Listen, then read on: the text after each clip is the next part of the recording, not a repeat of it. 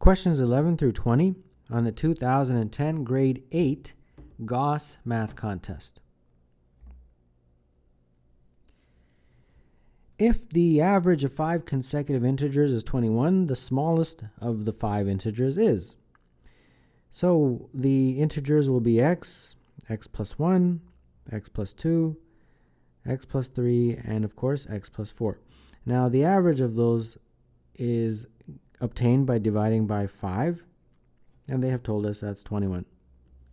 So if I add the numerator, I get 5x plus 10, and if I cross multiply, I get 105. And therefore 5x is equal to 95, and therefore x is equal to 19. And therefore that smallest number of these 5, which is x, is 19. So number 11, the answer is E. The number of white balls and red balls in a jar is in the ratio 3 to 2. If there are 9 white balls, how many red balls are there? White to red is in the ratio 3 to 2. So if white is 9, then I can solve for R with the same equation. Cross multiplying, get 18 is equal to 3R, and therefore R is equal to 6. So number 12, the answer is D. The value of 11 over 12 squared is 11 over 12 is 121 over 144 when you square it, and that is approximately, in terms of decimals, about 0.84. And now we just have to identify which range is this in. 0.84 is obviously between a half and 1. So number 13, the answer is B. Gina plays 5 games as a hockey goalie. The table shows the number of shots on her net and her saves for each game. What percentage of the total shots did she save? We have to therefore add up all her saves, which would be 7 plus 9 plus 6 plus 9 plus 21, and then divide by the total number of shots that were taken on her net. And that's 10 plus 13 plus 7 plus 11 plus 24. And this is 52 over 65. And that is exactly 0.8, which is 80%. So number 14, the answer is C. If 4 different numbers are chosen from 5, 6, 7, 8, and 9 to replace the boxes below, what is the smallest possible sum of the two-digit numbers? Okay, well, the smallest possible sum would include the smallest possible numbers. So if I'm going to put in 4 numbers, obviously I'm going to put in the 4 smallest of those 5, so I'm not going to use the 9.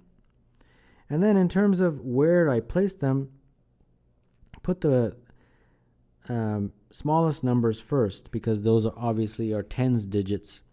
And then the remaining 2, I'll put either here and here, or the other way around. Let's just do this first sum. This first sum looks like it'll be equal to 125. And I think if we do it the other way, which is 58 and 67, it also equals 125. So that's the smallest. There's no other way of getting anything smaller if you rearrange these numbers. So number 15, the answer is B. 2 identical squares, ABCD and PQRS, have side length 12. They overlap to form the 12 by 20 rectangle AQRD shown. What is the area of the shaded rectangle PBCS? So this is 12, and from here to here is 12. So we'll just call this Y and X. So from here to here is 12, so therefore Y plus X is 12. And then they tell you that the rectangle is a 12 by 20. So that means the whole thing is 20. Now because of the symmetry of this diagram, this is also Y, this distance. So that means that Y plus X plus Y is 20. And at this point you can just do this by inspection, or you can just sub it in. This guy is 12, and then plus Y is 20, so that means Y is 8. So this is 8, and therefore this would be 4 since y plus x is 12. Now we want to figure out the area of the shaded region. Well, from top to bottom is 12, and this is 4, so the area is 12 times 4, and 12 times 4 is equal to 48. So number 16, the answer is C. Distinct points are placed on a circle. Each pair of points is joined by a line segment. An example with 4 points and 6 line segments is shown. If 8 distinct points are placed on the circle, how many line segments would there be? In this question, we have a choice. We can just draw the diagram, draw the points, and then connect all the lines and count all the lines. And that'll take a long time because we're drawing 8. So there's a general formula, which isn't really that hard to figure out. I'll illustrate it first with this diagram. You have 4 points, right? And each of these 4 points connects to all the other points. So how many points does it connect to? 1, 2, and 3. So each of those 4 points has 3 lines, right? So that's 12 lines. But here's the thing. Each line is shared by 2 points. So for example, that line is shared by this point and this point. So this 12 actually double counts. So we have to take the 12 and divide by 2 to get the number of distinct lines, and that's exactly what we have with 4 points. So in a very similar way, with 8 distinct points, it would be the same kind of story. You take 8, multiply it by the fact that each of them will connect to the remaining 7, and then we divide that number by 2 to get the number of distinct lines.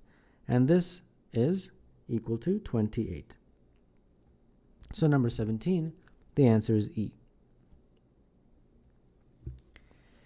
A bicycle travels at a constant speed of 15 kilometers per hour. A bus starts 195 kilometers behind the bicycle and catches up to a bicycle in 3 hours. What is the average speed of the bus in kilometers per hour? So we have this bus somewhere at the very beginning, I guess, and the bike is somewhere here. And eventually, the bus and the bike catch up. Well, the bus catches the bike, I guess, and they're at therefore the same point. Now they tell me that from here to here is 195 kilometers. And then from here to here, I don't know, so I'll just call that x. And now we are going to use that formula, speed is equal to distance over time, or any variation of that formula, such as time is equal to distance over speed. So here we go. So let's first talk about the bike going from here to there. That time is going to be, if you use that formula, distance, which I have called x, over speed. Now the speed of the bike they give me is 15. So I'll put that here. And the time is 3 hours, because that's how long it takes for the bus to catch up to the bike. So this becomes 3 is equal to x over 15, and you can quickly solve for x is 45. Okay, 45 kilometers. Now, let's look at the bus's total journey from here all the way to there. That time is in a very similar way, d over s. D is 195 plus x, and the speed of the bus is what we actually have to figure out. The good news is time we know. Time is 3, because that's how long it takes the bus to get to that point. So now we have 3 is equal to 195 plus x, but x we just got was 45 over the speed of the bus. And then if you cross multiply, you get speed of the bus is equal to 240 divided by 3, and therefore that is 80. So number 18, the answer is B. In the sequence shown, each figure after the first is formed by adding 4 squares to the previous figure. How many squares form figure 2010? So we have the first figure, second figure, third figure, fourth figure, all the way down until the 2010th figure. Now what I want to do is sort of just get a general formula for any n, for any value. So let's talk about this. The first figure, there's just one square. Next figure, it's 1 plus 4. Next figure, it's 1 plus 4 plus 4. So each time you're adding 4. So the fourth figure would be 1 plus 4 like that. So generally speaking, for any n, the number of squares would be 1 plus n minus 1 times 4. And you can see that is definitely going to be the general formula. So when n is equal to 2010, we can substitute 2010 into our general formula, and that would be 2010 minus 1 times 4, and this is equal to 8037. So number 19, the answer is A. In PQR, a line segment is drawn from P to S on side QR. If triangle PQS and PQR have the same area, which of the following statements must be true?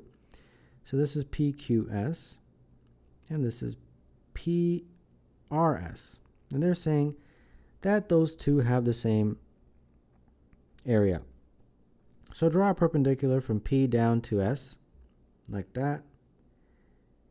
And once you draw that perpendicular, you will realize that will represent the height of this triangle. So now let's calculate what we can with that statement, that this triangle PQS is equal in area to PRS. Well, what is the area of PQS? It's 1/2 base times height. The base of PQS is QS. And what is the height? Well, I've called it H. And then now PRS, same story, 1/2 base times height. The base of PRS is RS or SR. And then the height is H. It's the same height. So now this equation, you'll notice the halves cancel and the H's cancel, and only thing you're left with is QS is equal to SR. And that is choice D for number 20.